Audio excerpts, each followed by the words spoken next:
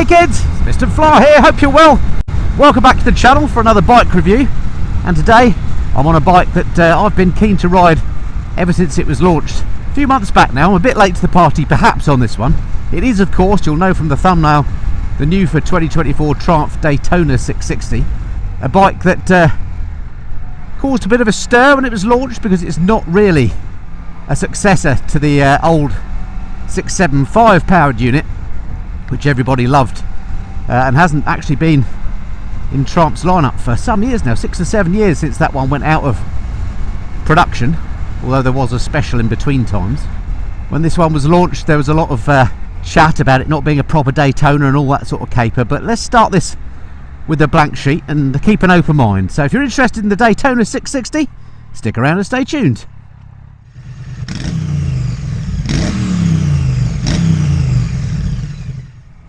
So it is an absolutely cracking summer's day that I've decided to come out and do the Daytona first ride review, and I haven't had a chance to say that much this year. We've had some rubbish weather, but it's a lovely sunny and warm dry day, as you can see, so hopefully perfect conditions to test this bike in. Now, even though this bike has maybe upset some of the purists, I think actually it's just what the doctor ordered in terms of its spec, because it's got all the beauty of a classic sports bike, but not the ridiculous power that you get in a litre sports bike, which you can't possibly tap into on the road. So if you're not interested particularly on shaving tenths of a second off your track time, but you just want to enjoy a sports bike on the road, I think this could be just the ticket. And of course lots of other manufacturers agree as well, because we've seen quite a lot of this type of capacity bike crop up, haven't we, this year. Bikes such as the Yamaha R7, the Suzuki GSXS125, the Aprilia RS 660. This is in that same sort of category. Not a sort of weapon super sports bike of old, but something a bit more practical for those of us that like sports bikes but maybe value our joints and don't like going to the chiropractor quite so much. Unfortunately, I've come out at probably the wrong time of day, even though it's a lovely day. It's knocking off time for the schools, so I'm getting caught up in a bit of traffic, which is a shame. Hopefully we'll find a little bit of clear road in a minute. So the thing that of course stands the Daytona out amongst its competition that I just listed is the fact that it's got this triple cylinder engine, the 660cc unit that you also find in the Tiger Sport and the Trident, but on the Daytona it's in a completely different state of tune. They've managed to actually put a lot of poke at the bottom end, which is where you want it for road riding. It's a pretty torquey unit, and well, Triumph know how to make a triple, don't they? And it is an absolute peach, this engine. Even though it's only 660cc, it feels like it's got plenty of go. Alright, while I'm waiting to get away from these cars, let me show you over the bike. So here she is, the 2024 Triumph Daytona 660. Obviously this one is in the white, which is actually the cheapest colour. It comes in a black and grey and a red as well. I prefer the red out of all of them, but it's still a nice looking bike. I mean, that fairing looks good, doesn't it? It's got a bit of a hint of the old Daytona about it, I suppose, but brought bang up to date, I think. Let's come a little bit closer to her. So this, even though this is the, like I say, the white one, which it's my least favourite, the paint actually is very nice. It's got a metallic sort of flake in there. I don't know if you can see that with the iPhone camera, but yeah, I think she looks lovely with the work they've done on that. Fairing looks good. Not so sure about the exhaust. This is your classic sort of underslung exhaust that bikes have to have these days because of all the emission stuff, so not much I can do about that, of course. And then of course you've got Triumph's famous triple, the 660cc unit. We'll go through the specs a bit later. There's the swing arm, which looks very nice, one of those sort of upside down banana type arrangements. The back end looks very much like the Trident look. It's got a very similar lighting arrangement, which I quite like. It would really benefit from a tail tidy, of course, but no problem, I'm sure they're available. Let me just show you the controls here. There we go, standard Triumph stuff, nice and easy to use. We've got those 4 buttons there that you use to control the TFT, of course. Indicators, you've got your mode button there, and it's all very straightforward. You don't need a to learn a manual or anything. And on that side, all the usual stuff you'd expect there too. If I turn her on, I can show you this display, which I really like. But what I really wanted to show you were the headlights, the running lights on this, which is something that's slightly annoying me. So if you look at that, can you see when you turn her on, you only get the one light, which is just one of those bugbears. I think if both lights are on, it just looks so much better. I understand why manufacturers do it, but it would just look so much better, wouldn't it, if both lights are on. But anyway, other than that small gripe, I think it looks absolutely lovely in the sunshine. Alright, let's jump back on her. Okay, welcome back aboard the Daytona 660. Unfortunately, I'm still stuck behind traffic, but that doesn't stop me talking about how the thing feels from a comfort point of view. And what I was really keen to find out when I saw the launch of this bike is, what is the seating position like? Is it really tortuous? The reason I sold my old Panigale 899 was, even though it was a beautiful bike and I loved it, it was such a painful position to be in for any length of time. I just wasn't using it, so it had to go. And I'm keen to see whether this was as extreme, and I'm pleased to report it is nowhere near as extreme as that bike. It's very similar, in fact, to the Suzuki GSXS125 R, which is the one I rode most recently. You're definitely in a sports bike position. There's weight on your wrists and on your shoulders, so you know, long rides, if you are an achy individual like I am, I'm getting on a bit now, I'm an old geezer, then it wouldn't be the most comfortable place to be. But as sports bikes go, it's not extreme. I think if you're a big fella, you might find it a little bit cramped, because it feels quite a small bike. I'm an average size fella, 5'8", 75 kilograms, something like that. It's just the right size for me, but any bigger and I think you might struggle a little bit. So yeah, very much, you know, a sports bike feel when you're riding it. The seat itself is pretty comfy, I have to say, quite nicely padded, way better than other sports bikes I've been on. The handlebars are these sort of faux clip-ons, if you like. They're on the tops of the forks, look, but they sort of look like clip-ons. Well, I suppose technically they are clip-ons, and they're quite narrow, but they do put a little bit of weight over the front. Helps with the handling, of course. So yeah, on the comfort front, I think I would give it 6 out of 10. Oh, I've just come up with an idea for scoring all these things in the future. We'll see how that goes on this review. Right, let's go down my little wee bit of gravel here. This is my suspension testing road, because it's really bumpy down here. The suspension on here is from Showa, so it is, you know, it's not absolutely top of the line stuff, but it's not cheap rubbish either. And I have to say, it's set quite nice and soft as it's come out of the factory. This is a really bumpy road, and when I used to ride down here on my old Street Triple, for example, which of course is a bike that's very similar in many ways, it would shake your fillings out, but this, it's alright. In fact, it's quite a plush ride, I'd say. There is a degree of adjustability, and we'll go through all that when I go through the spec a little bit later in the review. Handling is nice though around here. There's that little bit of weight over your wrists, although it might not make for a particularly comfortable ride.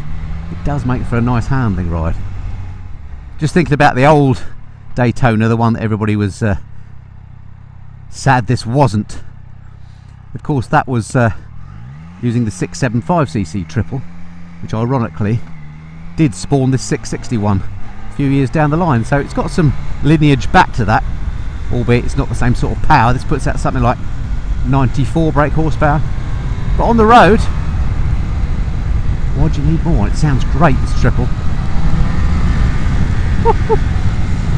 Yeah, you don't need any more power than this has got for fun. It's nice to actually, you can grip the tank quite nicely with your knees, or at least I can, and it feels nice and planted down here when you do wind a bit of speed on.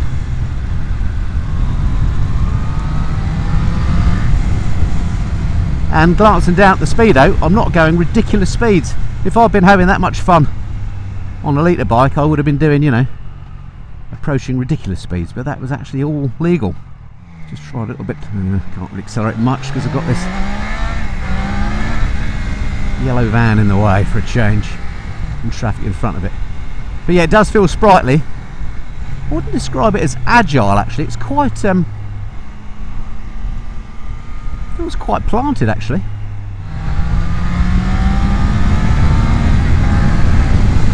Oh, I love a Triumph Triple, me. What great fun. And the beauty of this sort of engine on the road is you can properly explore its potential. Love it. Alright, let me take you through the specs.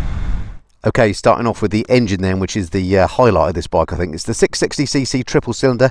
It puts out 95 PS, which is about 94 brake horsepower, at 11,250 RPM, and 69 newton meters of torque at 8,250 RPM. So usable power, nice and low down, perfect for the road, I think.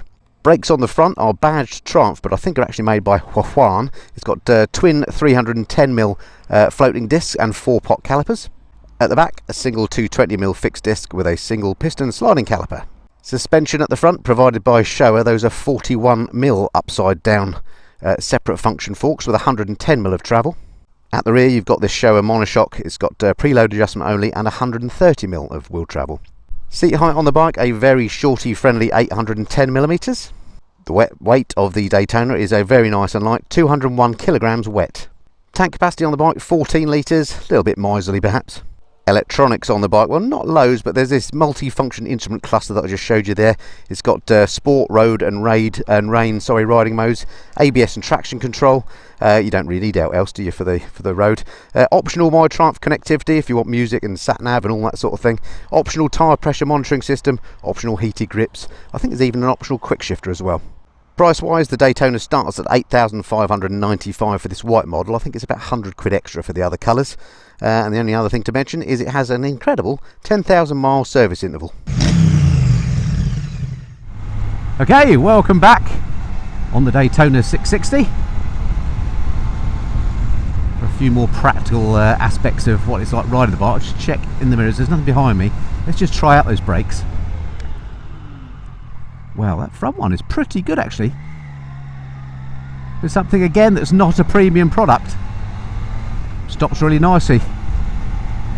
Probably due to that light weight, it doesn't need ridiculous stopping power, and that's absolutely fine. Let me just try that again and just check what the fork dive was like.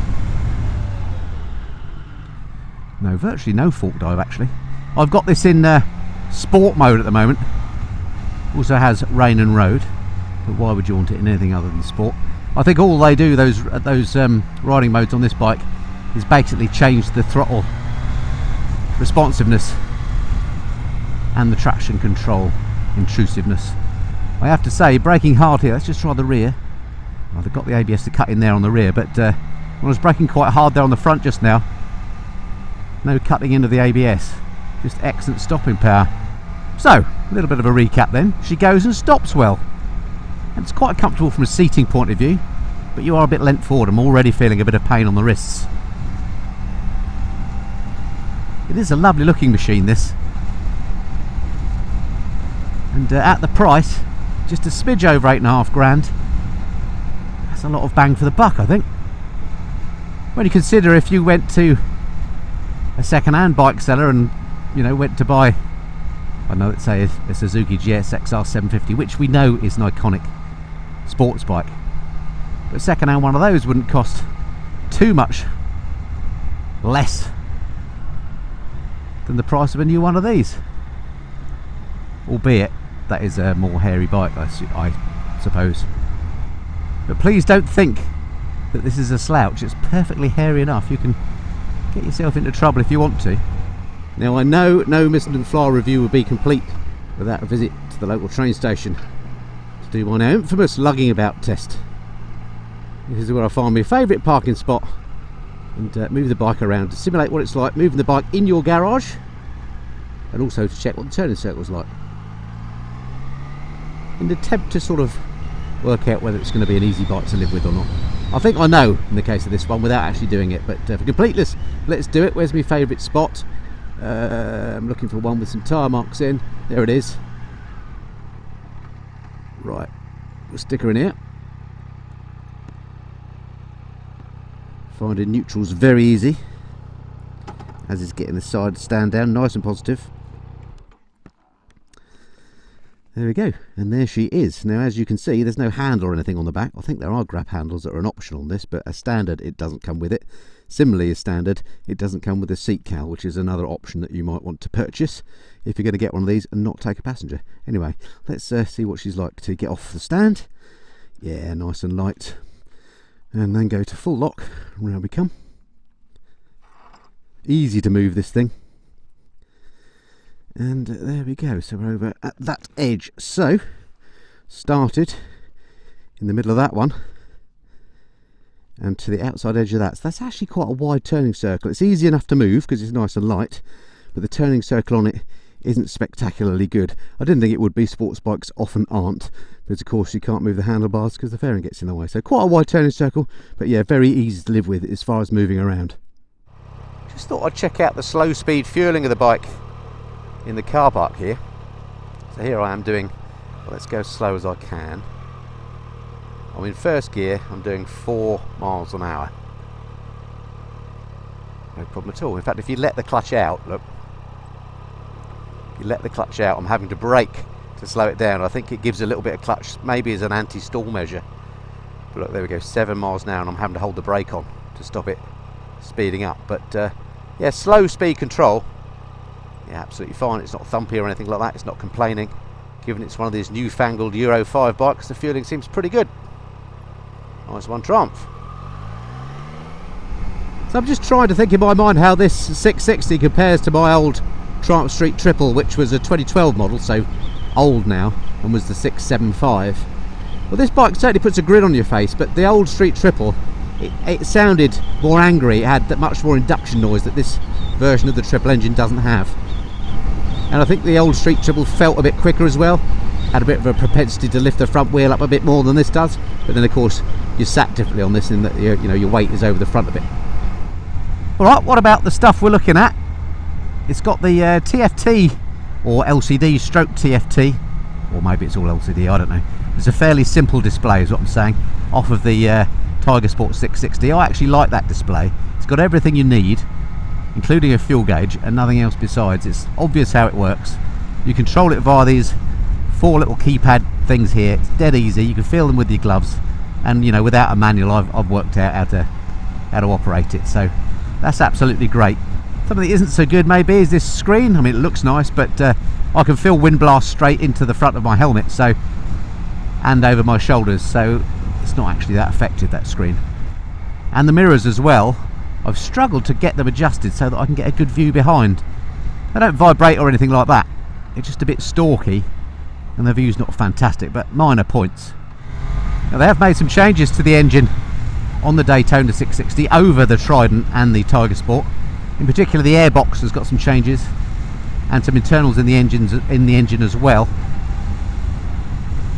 So it does put out, you know, a fair bit more power than those bikes. As I say, I think it's 94 brake horsepower thereabouts, but those bikes are nearer 80, I think. And it does feel a lot more sprightly than those. Not that they feel slow, as I say.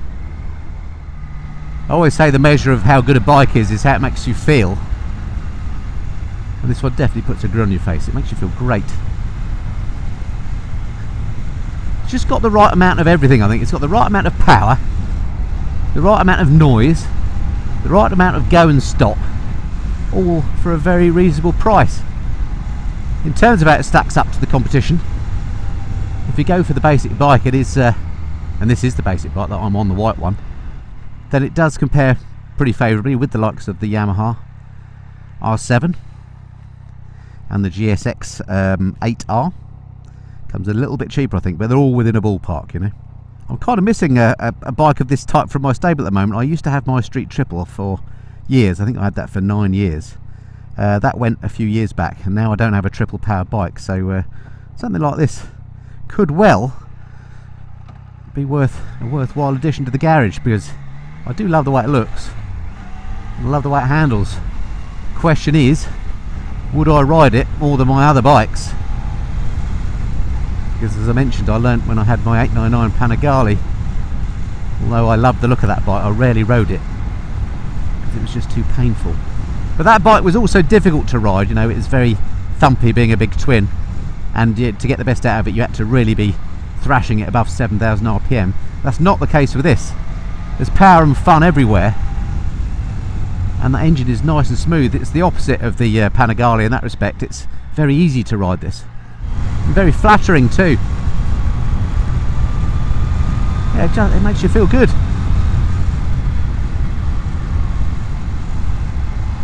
So in summary then, don't be put off the Daytona because you think it's not a real Daytona. It's a different Daytona. But there is an awful lot to like about this bike. On this first ride, I can't really find anything I don't like, other than maybe it's a little bit wristy for me. And as I say, the mirrors are a bit of a pain, but that's a minor point. But the important thing is how it goes and stops and how it makes you feel. They're all there, and for an excellent price as well. Well done, Triumph. I like it a lot. So I've got this bike for a couple of weeks. It's a press loan, so hopefully I'll get out on it a fair bit during that time, and I will endeavour to bring you another video on the sort of lessons I've learnt on the bike at the end of the period. So if you're interested in the Triumph Daytona 660, stick around, stay tuned to the channel, hit that subscribe button if you haven't done so already, and I'll be bringing you another video soon. Until then, this has been the Missenden Flyer. Cheerio.